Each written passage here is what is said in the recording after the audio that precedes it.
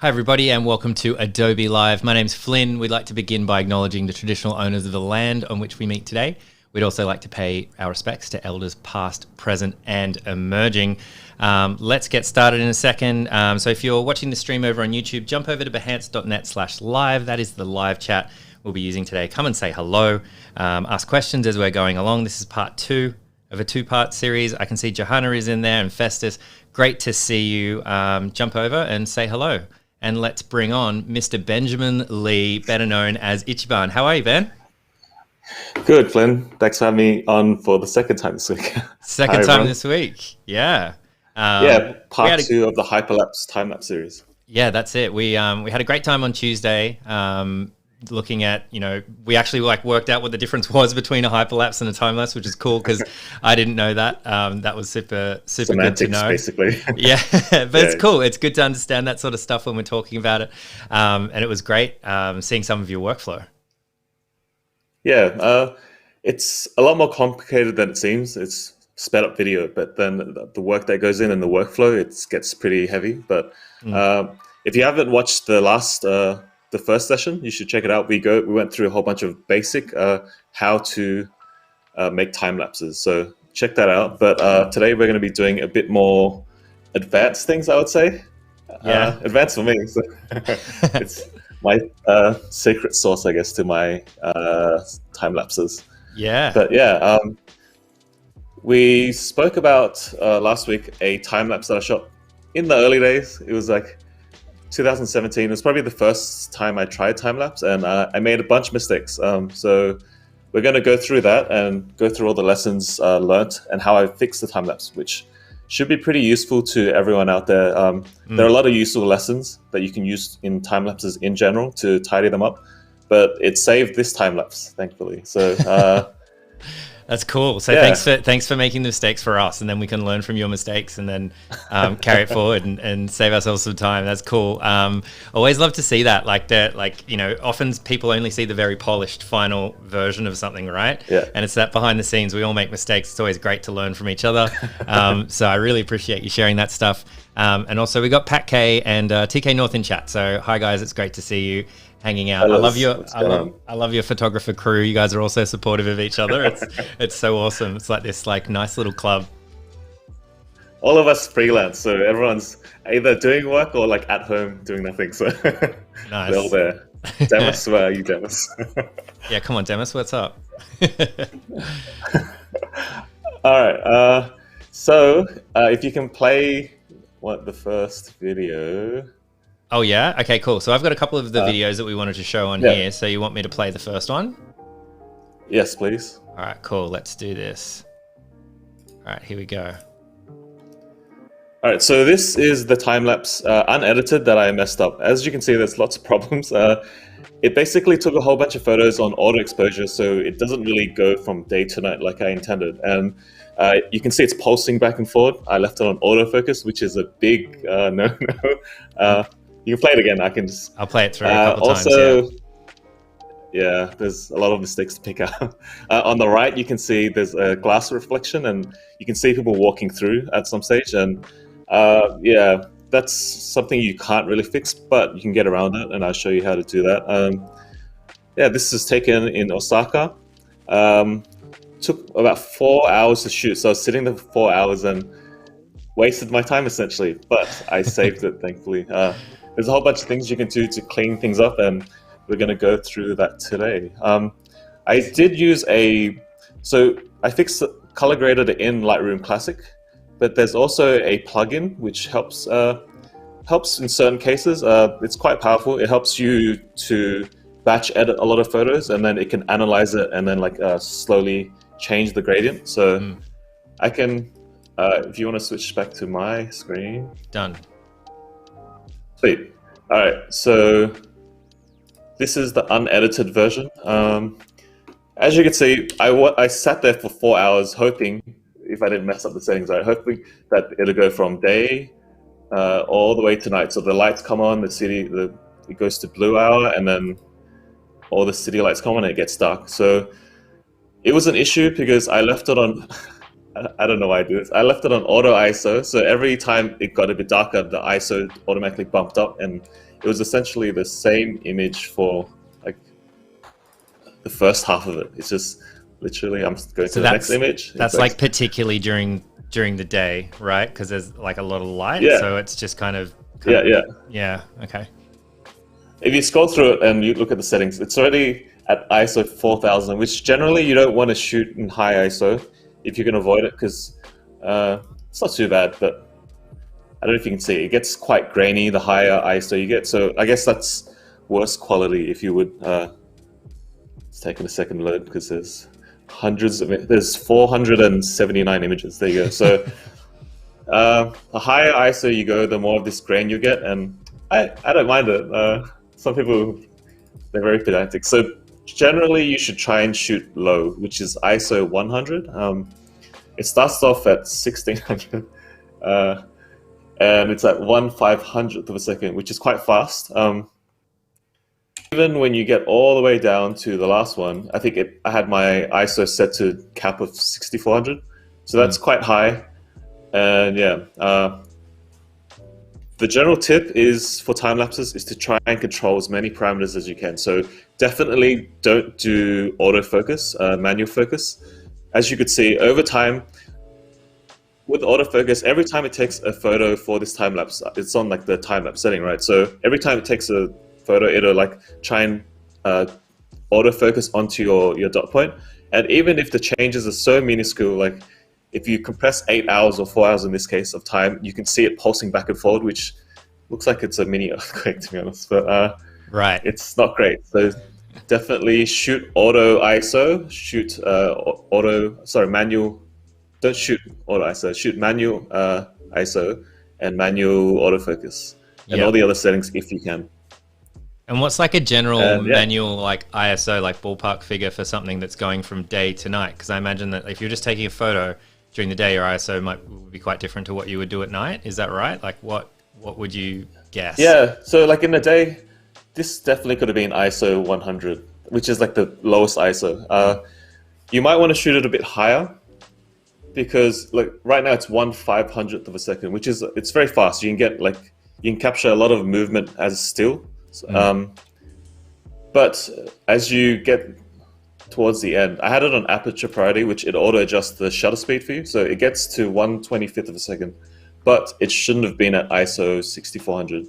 And I can show you later when we play the time lapse back. The motion isn't very good. It's very fast for what it should be. So all the cars look it's not very nice. I like it when there's a bit of motion blur, but yeah, just be careful. Practice day to night. If you mess up, you waste a lot of hours. So what do you do during that time? Like, are you just sitting back, like staring at your camera, like watching people go past, being like, "Don't touch my camera," or like, you go to the pub? Like, what do you do? Well, I shot one recently, not at this location, another observation deck in Japan, and I was like, this lady wanted to get the view where I was standing, so I was like, all right, go ahead. And the first thing she does is she pushes my camera out the way. So no. I've been there for like 2.5 hours already, and you just like, you move my camera. And it wasn't her fault. She was like, just let me get the shot and then I'll get out of your way kind of thing. Yeah. But observation decks, you have to guard your camera. Yeah, it's probably not a good idea to. People don't do it on purpose. They don't know, but yeah, they didn't realize they just ruined your day by nudging the camera. It was fine, but 2.5 hours of me sitting there, like guarding the camera, was kind of wasted. If you have a second camera and you're not on a busy observation deck, you can probably set the camera up and then use your second camera to go take photos or do whatever. Yeah. But busy observation decks, guard your camera, basically. Good advice. All right, so I'll show you we're using LR Timelapse. So it's a plugin. So it needs Lightroom Classic to work, but it does a lot of the calculations and automations for you. So as you can see, this is the screen. It's quite simple. These are all the settings of the actual photo file. So there's 479. This is the folder system on here. Over here, the preview box is top left, and basically everything on the right is what you need. So I've clicked on the folder that we're working on. There's a whole bunch of these, like says 479, and there's a whole bunch of these little squares next to it. Those are your progress bars to let you know where you are in the process. So it's quite simple. We're going to run through this. You basically follow this. It's like this one, this one, this one, this one, and you just follow it in line. And it's really simple, but it's very powerful because it lets you batch edit like 500 plus photos, and it can calculate. It's good for when you do day to night. So say if it's cloudy and like it changes light, this can help you balance the luminosity values, which will all fill up here when you edit it. I'll show you in a second, but yeah, you'll jump back and forward between this and Lightroom Classic like twice, and this is the general UI. It is a paid app, but they have a trial, like a trial period, evaluation trial thing. So you don't have to. I think the only limitation for that is that it only allows you to edit in batches of like 200 photos. So, I mean, it's a great program. If you can buy it, I would suggest it. But if you don't want to, you can always break your time lapse up into folders. Just quietly. So nice. Or maybe like the first time you try it out, see if you like it, and you can just do it that way. You should test it out. Yeah. Because it gets confusing, and I don't know how many day to night lapses you use, but it's also useful for other things of like balancing out exposures, which, I mean, if you were to do that manually, you'd have to go into every single photo and like, if you look at the values of your edits, I haven't edited these, right? But like, you'd have to tweak it manually every single setting. And like, trying to do it by eye over 500 photos, it doesn't look as smooth as if you were to get like a software to kind of figure it out for you. So I did it for this one. We can show you this one later, but we're going to go back to our Osaka time lapse. So if you can run the second screen recording. Cool. We pre-recorded, so I can just talk you through how I did it. It's pretty straightforward, but it shows the power of this particular plugin to help you manage your time lapses. Lightroom Classic's primarily for photos. So when you're trying to deal with a batch of like 500 plus photos, this helps a lot. That's cool. All right, so basically you select a folder. Go on. No, you go on. You go on. You select the folder, and then it populates, and it reads all the light values, and it takes a second, but you can check the preview, which is in the top left, and that was the bad preview that we showed before of all the mistakes that I made, right? So, sorry, let me... Yeah, so here I'm adding keyframes. See the dots on the left preview panel? They are the keyframes that we're going to be editing to. So it's plotted down 6 of them. And you hit save, and then we're going to drag the thing to Lightroom. So this is where we're importing the files with the 6 new keyframes to Lightroom. Right. Make sure you want to add at the top so you don't create more files for yourself. I was about to ask, does this duplicate like the 500 photos, or okay, so it's only 8? No. Okay. So it wasn't in my Lightroom before, and now I've imported it. So it's currently importing.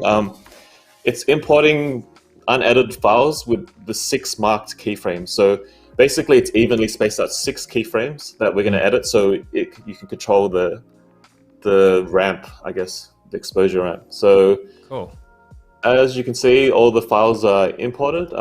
There's 479. So you can see there's 4 those. It's basically, that's the marker for the keyframes. But if you go into filter, they've got like presets for you. So these are the 6 keyframes. So I want it to go smoothly from one photo to the next. So we're going to just edit them one by one. You can set as many keyframes as you want, but basically I want it to be warm day. I'm just doing a basic correction. I don't want to correct it too heavily because I can actually color grade it again in Premiere Pro later when I compile the video file. So I just wanted to get as much detail as I can, or that I want. I want it to start off a bit warm, so I'm adjusting the temperature. and then adding a bit more contrast because it was hazy on the day that I shot it. It's usually quite hazy for these observation decks, but is that because you're high up and there's a lot of cloud and stuff? Like you've got like a really and you're long in distance? a huge city. Yeah, yeah, that too. But you're in a huge city. All right, so sorry, do you want to rewind? Yeah, I saw some script stuff happening. Hang on a sec. We need to talk about this. So what's happening up the top? All right, so basically what you want to do is you edit the first photo and then you copy and paste that edit to the next photo, and then the second photo, edit it, and then you like keep going until you do all of them. But you have to copy and paste each edit from the previous so it follows, and then you can tweak it after that. So I selected both of them, photos 1 and 2 at the bottom, with 1 being the highlighted one.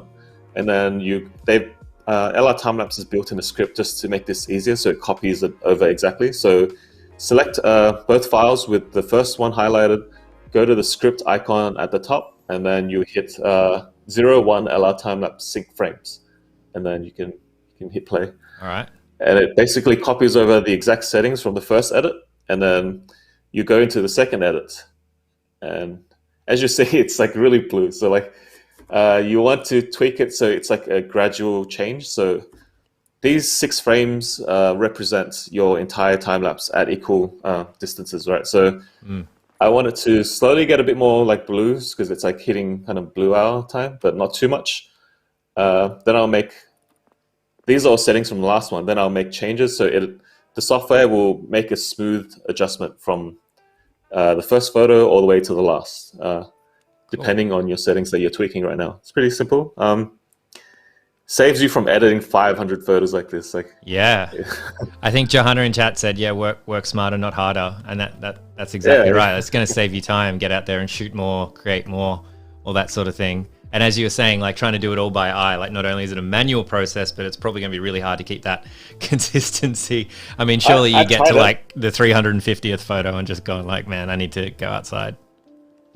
Well, I tried it by eye, and then when I compiled it, it was like, man, this is crap. Like it's flickery, and it's like, I need to go back, and this one it's too dark, and it's not, you just can't do, well, I can't do it anyway. But as you can see, like it copied over the settings, and it's like super, super warm. So you do need to pull it back sometimes, because I shot this on auto white balance too. So that's another mistake that I'm correcting at the moment.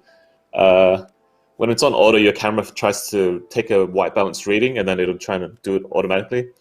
And it doesn't always work because all the city lights come on, and then the reading changes, I guess. Like this entire scene changes. So try not to do auto settings. It's pretty quick. I was only editing 6 photos, and I'm not even really editing. I'm just trying to bring it back into something that looks kind of normal. So I want it to be a bit darker, so it's going to night. As you could see previously, when I didn't edit it, it's like super bright. It doesn't actually look like night. So editing the final one, I want the last frame to be darker than the previous 5th one. So I think you can scroll through them and see how it changes. I'll be doing that in a second. All right, so that's the sequence. So when you zoom in, I'm going to tap to the next one. And this is basically a transition. Lights come on, gets a bit more warmer. And then the 5th and the 6th, there wasn't much of a change. So what I'm going to do is go back into the 5th one and make it a bit brighter. So then when it hits the 6th one, it'll be the darkest point on the 6th one. Does that make sense? Right. Yeah. Just so there's a difference. So it's like the last 1/5 of the 1/6 of the time lapse isn't the same, I guess. Yeah, because otherwise it'll seem like not much is happening. It's not lapsing all that much. Yeah, pretty much. Yeah, so once you're happy with that, like I'm gonna color grade it again, select it all, and then you go save metadata. So it writes the edits onto the files, and then you switch back to LR Timelapse and hit reload, and then it loads all the new 6 values, as you can see in the preview box on the left, top left. So all the values. This is where it takes a little while because there's lots of computing that needs to happen. So I sped it up for this little screen recording. So you hit auto transition, and then it apply a smooth graph to all 479 photos. It took about maybe 10-15 minutes. It gives you like a microwave ding when it's done, so it's like you can go do something else and come back. then you create visual previews. So it's like a little, oh wait, so we're doing deflicker now. Yeah, so visual, can you go back? Yeah, let's go back to the what do you call it? V-flicker. I like it. Visual previews. All right, so like you just follow the boxes from, you basically follow in order. Visual previews gives you like, it generates a small thumbnails to give you to give you a preview of how it looks, right? Yeah. And once you're done with that, then you go to visual deflicker. So visual deflicker, do you want to pause for a second? Oh, sorry. Yeah, I'll pause. Thanks. There's a bit to talk about. So sometimes when you're shooting time lapses, if it's one frame is slightly brighter than the previous and brighter than the next, it'll flicker. It gets quite annoying. In this time lapse, there are a lot of tall buildings. So you know how tall buildings have those like flickering lights, flashing lights for planes and stuff, right? There's nothing you can do about those because they're literally like turning on and off. So like you just have to deal with those. But sometimes like the building lights will flicker because your camera or whatever your settings is like didn't do a good job in making a smooth transition. And it's like it's so minuscule, the changes, but when you compile it into a time lapse, it gets annoying. It's like flickery. So what visual deflicker does is that it'll try and rein in photos that are slightly too bright and photos that are slightly too dark into a range where it doesn't look like it's flickering nonstop. It reads the luminance values of all the photos overall, so it's quite good at adjusting it for you, and you don't have to do it by eye. Right now, you can adjust the smoothing. I don't know, you can turn it up. I usually don't put it too much. You hit apply, and then it'll run through a whole kind of loading process again. Takes a little while. If it's still not to your liking, you can hit refine, and then it'll run it again, basically, and fine-tune it even more. But it's very helpful. Especially, you don't even have to do this for time-lapse footage. You can use it for like video files where it's flickering. You can use that to kind of rein it in a little bit. But cool. So you could drag like video files into this as well as images to get it to apply this. I've never tried it. The video file. I don't know if you can pull the video file in. You might have to export the video as photo files and do it that way. But I've never tried it, to be honest. I know that you can do it, so give it a go. Nice. All right. Hit play again. Hitting play. Takes a while. I've sped it up again, so we appreciate that. sit watching like a loading bar for 15 minutes. That's cool. Thanks. This is like a cooking show. Like I prepared this earlier. We can have a chat now. Got any questions, chat? Yeah, actually, throw in questions if you do have questions as we're going along, guys. And if you just joined, if you got any questions about what's going on here, time lapses in general, this piece of software. This is new to me, so might be new to you as well. So yeah, feel free to ask questions over at Behance. That's the preview. So it's basically done. So cool. What we're going to do is go back to, I show the refine button, but we're going to flick back to Lightroom Classic. There you go. All right, then we're going to go to see all the photos. So right now, you can see the little arrow there. It indicates that something's happened. Metadata was changed externally. So that's good. That's a good sign. Select all, go to metadata, and then read metadata from files. And so this takes a while. It'll read all the changes that LR Timelapse did. Wow. Give it a second. Yeah, so as you can see, it takes a while. There's 500 photos. So we can switch back to me. Yeah, let's do it.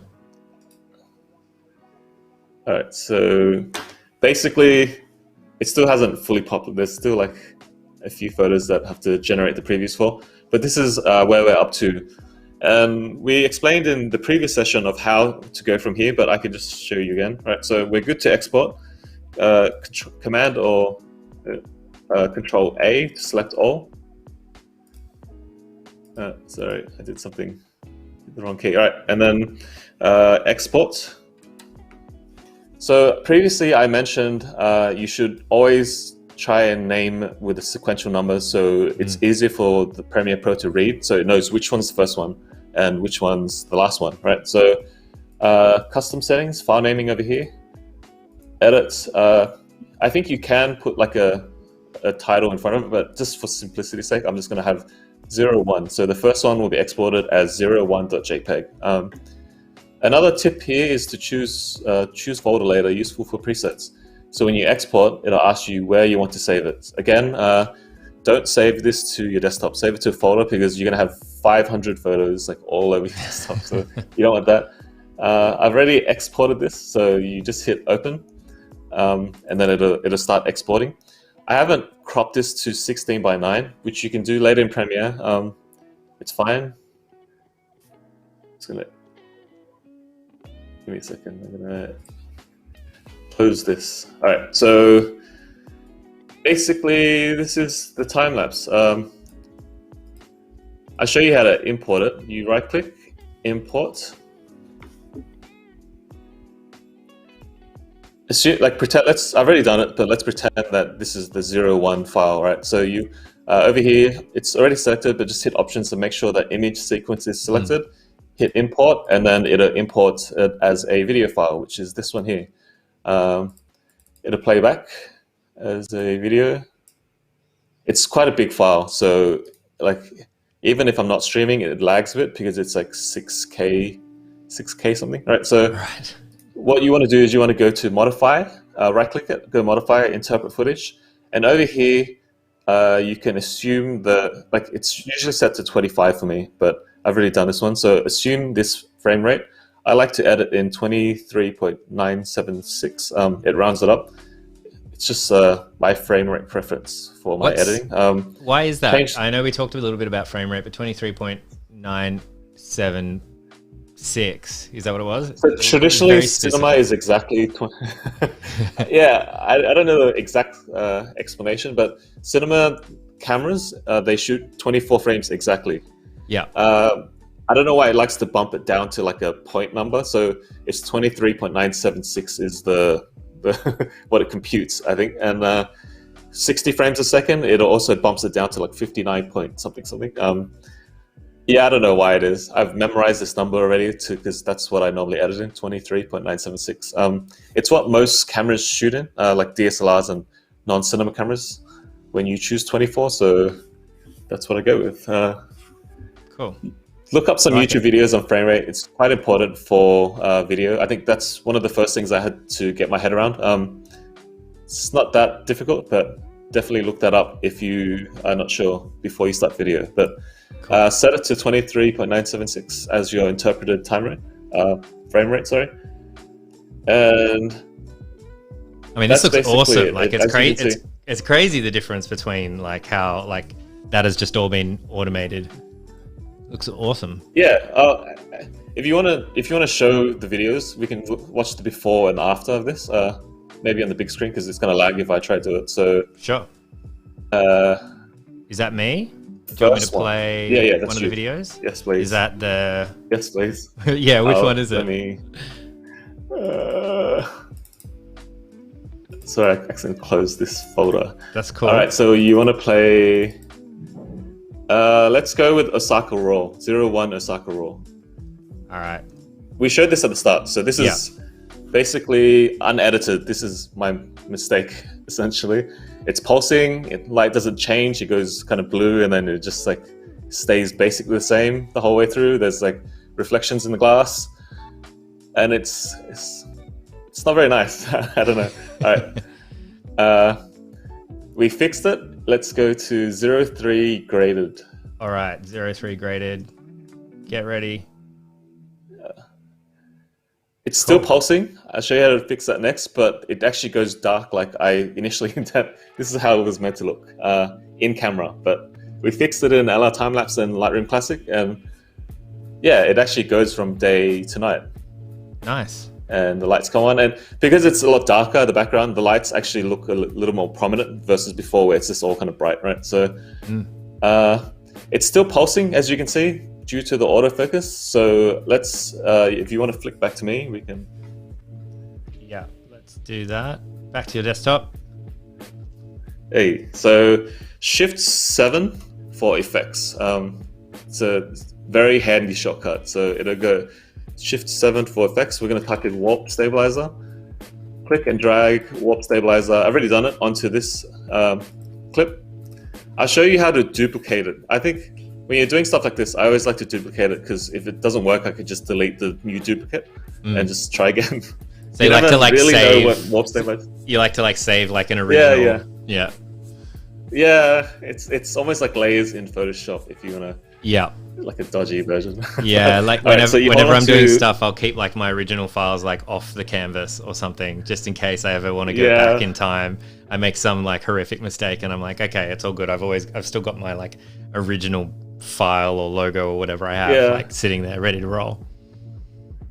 I'll create different versions of sequences. I'll duplicate it, and then like, because sometimes I selected a whole bunch of stuff and I'm just hitting things on the keyboard. I hit delete. I keep working, and then like 10 minutes later, I realize the whole timeline's missing, and it's really, really hard to go back if you've done too much stuff after that. So back up your work in that way. So how to duplicate? It's quite easy. So on Mac, it's Option. I think it's Alt on PC. You hold onto that, click, and it duplicates, right? And I've done that over here. That's basically the green one on here. You'll need to like often nest in Premiere Pro. So basically what that's doing is everything that you've done, all the resizing, the color grades, all the effects, it'll package it as a new clip. And it just helps Premiere Pro understand it as a brand new single clip. It ignores that you've added effects and that kind of stuff, and it can work on just that clip. It'll always come up with like a big banner saying you need to nest this, or like you can't do this, and that's when you nest stuff. But basically, I've dragged warp stabilizer on to this clip, I think. So Shift 7 for effects controls, effects, and Shift 5 for effects controls, right? So I've dragged, warp stabilizer onto this thing. It's on smooth motion. There's another no motion, which is quite useful, but smooth works fine in most cases. I've set it to very low. Default's 50, so I've dropped it all the way down to 10, and then it'll run a process. We're not going to do it now because it's going to take a while, right? So this saved the wobbles. Like, I was surprised it did. Sometimes it doesn't work out because it tries to figure it out. It warp stabilizes, like you put it on shaky clips and it'll try and like make it not shake, right? So this, I guess it shook. It's like a mini earthquake before. But if you want to play 04 Osaka warp stabilize, this is the result of it having a 10% warp stabilizer dropped on it. Let's check it out. It's not perfect. There is some kind of I was about to say it's perfect. The literal word I was going to say, man, that's perfect. That's crazy. I'm like looking at the buildings on the like top left and everything. It doesn't seem like it's shaking at all. I don't know. You might be more sensitive to it. Thanks. Yeah, like you zoom all the way in and you're like, hey, but basically fixed from our single exposure and the autofocus problems. Yeah, that's kind of cool. Right? It saved my 4-hour mistake. All right, so if you want to switch back to me. Yeah. Yeah, that kind of fixed it. So if you can see here, the only way I could have fixed this, I'm sure if you really want to spend hours and hours, you can fix it in Lightroom and like color it properly. But like, just get one of these. We mentioned it in the last stream. It's called a lens skirt. You stick the lens through here, and then you stick it on the glass, and it basically blocks out. It would have saved that reflection on the right. So hardware, you probably need to save you some time. But because it's a 6K time lapse, right? So you can basically zoom in. So I think in my first Japan video, I zoomed in, and yeah, you have solution to play with. A tip: click motion here, and then it gives you the bounding box, which also gives you control to like drag, which saves you from like. Over here is the horizontal thing, which if you have to, it's more precise, but you know. Right. So it's like X-axis and Y-axis. Yeah, I like dragging as well. Yeah, it's exact or whatever, but like this is quicker, right? Yeah. Wow, this is such a cool building in Osaka. This is why I shot this time lapse. It's like has a highway running through the thing. Oh, it's a highway. I thought it was like a monorail kind of style thing, but is that actually a? No, you can drive through it. What? I don't know if you can see it. Like the noise would be so bad. I was about to say, like, if you're in the apartment or like the. Do you know if it's residential or? It must be office or something. It's got to be an office, The right? rent's probably super cheap. Yeah. You're in a cool building, I think. It is cool. But, yeah, that's why I shot that thing. Yeah, so you can zoom in and basically, I've zoomed in quite a lot. You probably don't want it to go this far, but like the reflections on the far right out of off screen. So yeah, that's how you mitigate that. And you can zoom and digital zoom, pan, do all these kind of effects to give it like fake camera movements. And that's the advantages of shooting a photo time lapse, because you have super resolution. So yeah, that's cool. We spoke about that like a bit before, like, and like with video editing, like when you're creating a video, if you shoot like larger than what your output's going to be, like if you're shooting at 6K, you know you're going to outlook for 4K, you've got more wiggle room to add the stabilizer, because I assume it crops it a little bit.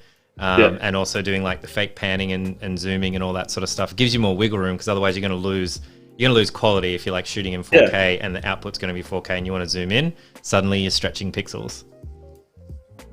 Like people are like, oh, why do I need 8K? Like, and then like people said that about 4K when we were at 1080, and it's just like, it's helpful. It's like a lot of creative freedoms, huge files, and like it might burn your computer, but yeah, it's worth it sometimes. You know? Before we move on, I got a question from Anna. Following on from picking this building, what's your favorite subject to time lapse?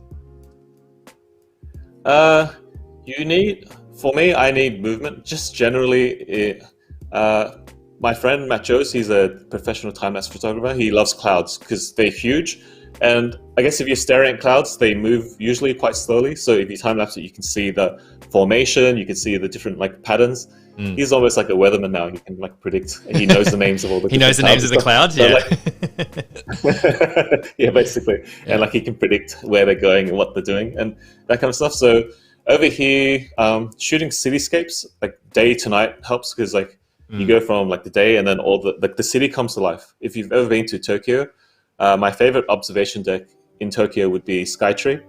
The city goes on forever, and you see the whole city come to life. I prefer it at night because it's pretty magical. Yeah, wow. Yeah, cityscapes as well.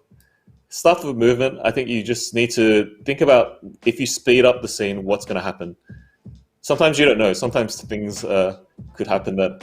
I think Matt Joes, my friend, he did the Astro time-lapse, and he caught a meteorite exploding in his scene. So that was like a viral moment too. Yeah, he was inside sleeping, so worked out. Nice. You never know what you're going to get, but generally, I think if you shoot enough, you have some idea, and you figure it out. But sometimes you time-lapse stuff and nothing moves, and you're like, oh, I just delete this. Like, try again. Try again tomorrow. Damn. If you have any more questions, let me know. But that was that for my messed up mistake one. So that's how you fix it. Those are all very useful techniques to fix other things. If you ever come across like an autofocus or like a wobbly problem, warp stabilizer. That's cool. I use it a lot. If you shoot big enough, and there's stuff on the edge, you can crop in, and it looks awesome, which is really cool. Yeah. So that was 2017. I shot that, probably the first one. If you want to go into 02 Rainbow Bridge. Let's go. I wish I could get the budget to play Mario Kart in the background while we were doing this, but it was too expensive. Do you know those like little Mario Karts in Tokyo? Can you just like drive around the street? I don't know if that's just a TikTok or Instagram thing I've seen, but you can just drive around the street. Is this a thing? Yeah, like they got like Nintendo were like, you're not allowed to use it, and they're like, oh, so now they have to rename it to like not Mario Kart. But anyway, so this is a time lapse on a monorail. I think we spoke about it in the previous session. So yeah, it was definitely one of my harder time lapses. I spent hours editing it. Shooting it was super difficult because I'll show you in a second the actual photos, but I long exposed them, so I had to stand and like hold the camera up to the window for like half an hour. That was super tiring. Oh wow! Couldn't move. Yeah, but I had to long expose, and like as you can see, it's going through like buildings where there's lots of light, and then it goes through like dark spots. So the exposure was all over the place, which I use LR time lapse to kind of rein in, basically. And we'll let this loop a few times as I talk over it. But my vision was to have a infinite loop of it just like going nonstop, right? Yeah. it goes through this tunnel thing, which has, when I drag shutter it, it's coming up. It hooks to the left. Here, all right. So this part. So when like you see the overpass and like everything blurs and it looks like you're in like a warp drive, right? So, yeah, totally. I wanted it to be non-stop. The reality of the situation was that it stops at every station, obviously, right? So when it stops there, the stations are super bright, and it's like there's a pause every like in the time lapse every like 5 seconds. There's a pause at every station. So I wanted to zoom past the stations, and I fixed that by using speed ramping in Premiere Pro, as we explained in the last session with the pen tool.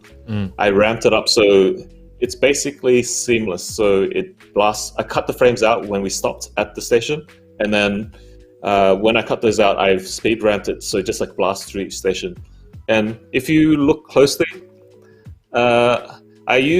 see when the stations pass, right? There's like a little overhead of the roof of the station. I use that to hide a few of the transitions. Wow. Yeah, see, so it teleported back to the start. So that's how I looped the entire thing. Yeah. Wow. If you look closely, you can see that the cityscape changes when it passes some of the stations. That's how I did that.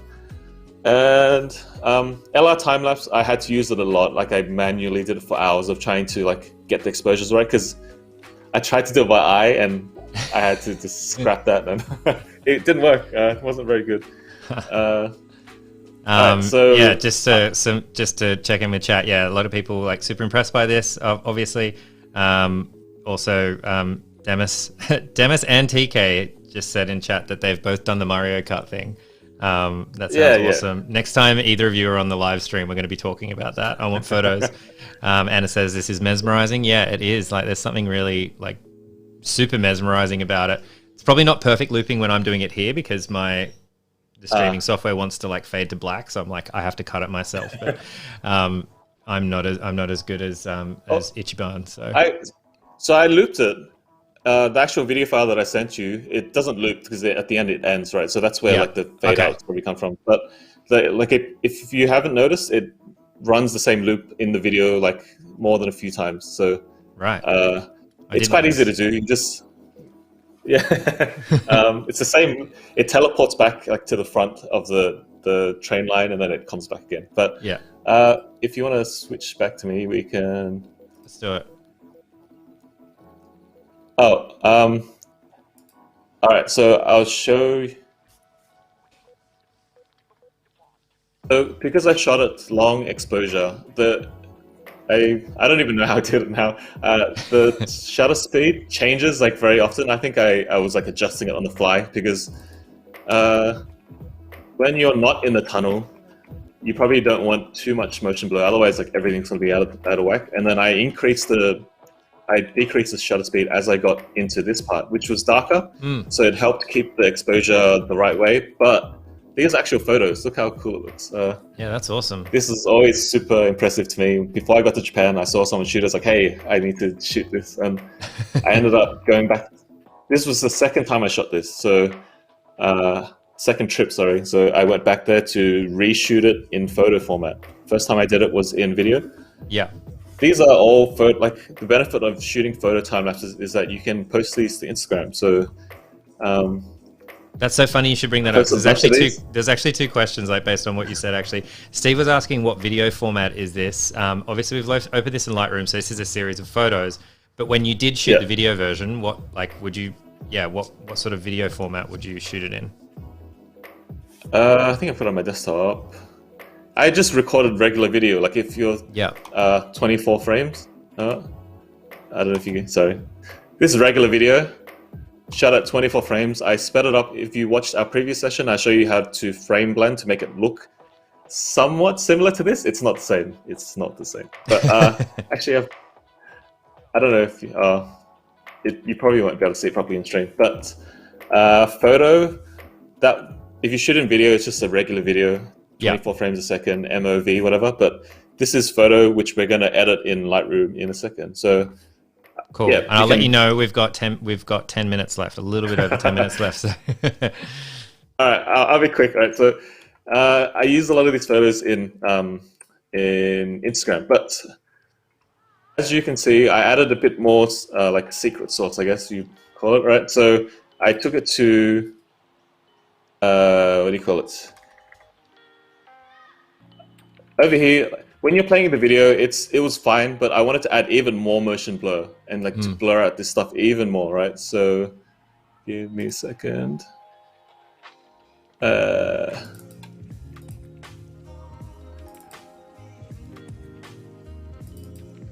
All right, anyway, so what you do, I'll just show you how to do an After Effects. So right click, replace After Effects composition. So we're gonna increase the blur, which I figured out how to do in After Effects.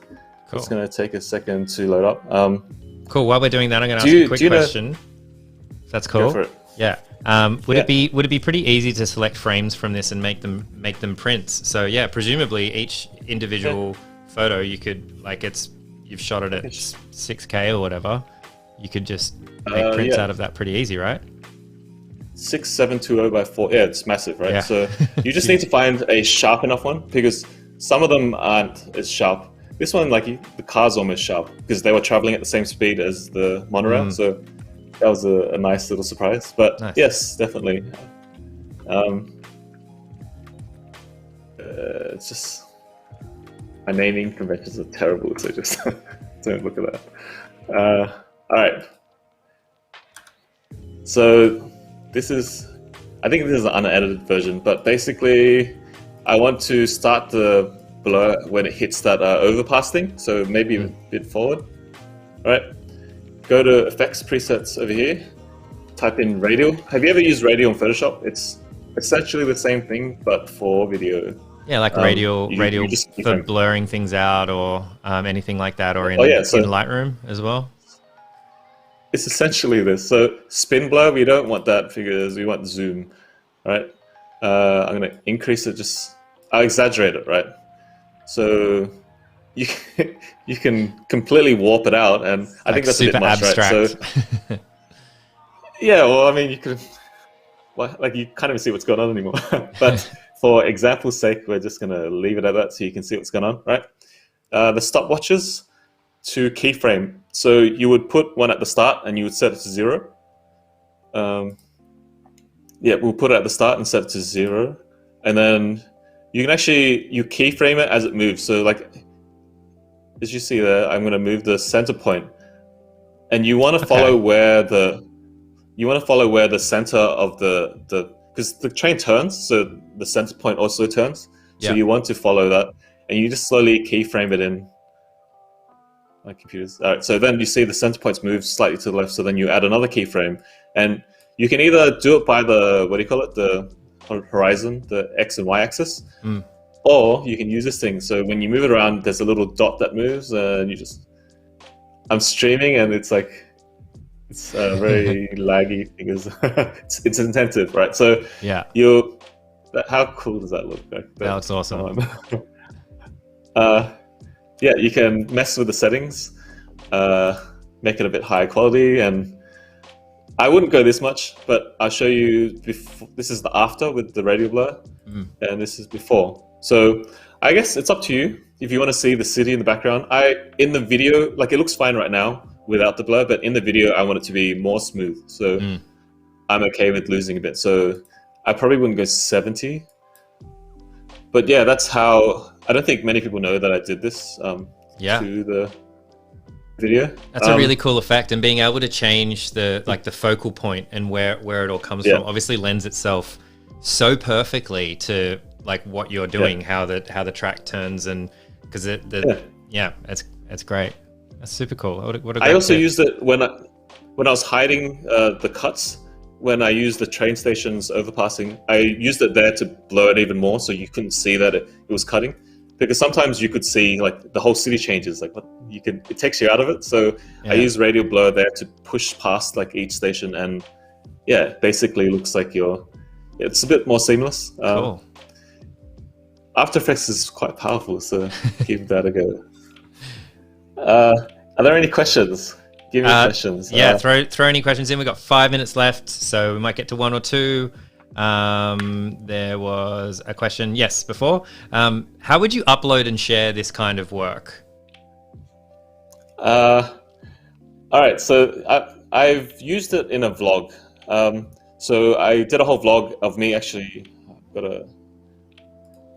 This is got to make Dan. So this is the actual. I did a vlog, and I used old footage to show how. So basically, last January I went to Tokyo, and then my friend Dan wanted to shoot it, so I thought I might as well make a vlog and explaining how I did it. So this is basically what I did. We're at the back of the monorail, and he's using the little ledge here to kind of hold it steady. Yeah. It gets super tiring because you have to hold it against glass. But I used it in a vlog. I uploaded it to social media. You can cut it, the resolution choose. So cut it this way, cut it even more. And cool. Yeah, you can use it wherever you want, basically. So is there any like particular like file size limitations or anything like that you have to worry about? Like, is there a perfect like length for certain things? I'm guessing like for Instagram or TikTok or obviously YouTube, you can upload whatever you want, 16:9. But like, is there anything we need to know about uploading something like that to Instagram or TikTok or something like that? For socials, they don't like 4K. So if you upload anything in 4K, you see that all the lines are very jagged. They start to tear. Really? Okay. I would, yeah. If you ever see people upload videos onto their story and it's like bad quality, it's because it's 4K. Wow. So that's counterintuitive. I would have thought like that's just going to compress it down, but it's not the way. Okay, good to know. Like Instagram, TikTok, they're all serving millions and millions of people. All this, like, they want to save as much bandwidth as they can, right? So they'll crush it down.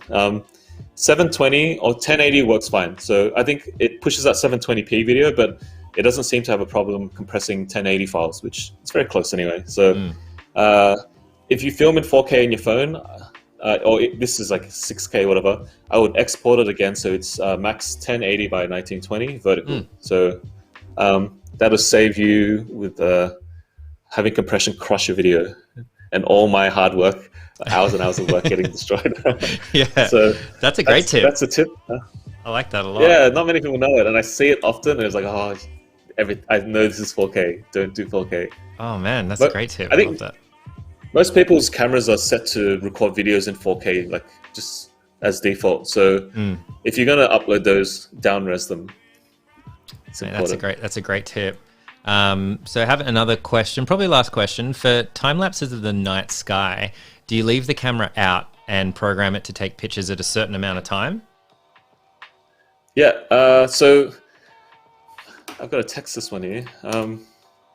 But I left it in front of the Airbnb and I went into sleep. So it's quite good. Make sure your thing has enough, your camera has enough battery. It gets really cold in some places, so if it gets too cold, it might just clonk out and the battery just dies, right? So you need to keep that into account, but leave it out running. Set the interval that these are 30-second exposures. So 30 seconds takes to take a photo, and then I set it, because it takes so long to take a photo, I'll set the interval as to the minimal amount. So 30 seconds, and then 1 second gap, and then 30 seconds, 1 second gap. And yeah, you get a astro time lapse. You can see the whole like sky moving, which is kind of insane, but cool. Takes a while. Like I left this out shooting for like you do the math, it's like 30 seconds and you need one frame, takes 31 seconds. You need 24 to make 1 second of video, and it's like, you have to calculate. This is about 4 hours of shooting, and that's all I got, basically. It's 9 seconds long. Yeah. Nice. Cool. All right. Well, you might mess them up. That's pretty much us. I'm done. We've only got a minute left. So thank you so much for spending some time with us. Thanks for sharing like all of your tips. This has been super great. Thanks everyone in chat for joining us. We'll be back next week. So Ben, you're on so many different platforms doing so much stuff. Like, where's the best place to point people to find more of your work and check you out? At Itchban, so just look for me there. It's usually just me. Instagram, YouTube, and even TikTok now, so check me out. TikTok, yeah, cool. All right. Well, thank you, everybody. Yeah, we'll be back next week. Ben, it is always a pleasure. Thanks for hanging out with us on Adobe Live. Thanks for having me on, Flynn. See ya. Yeah.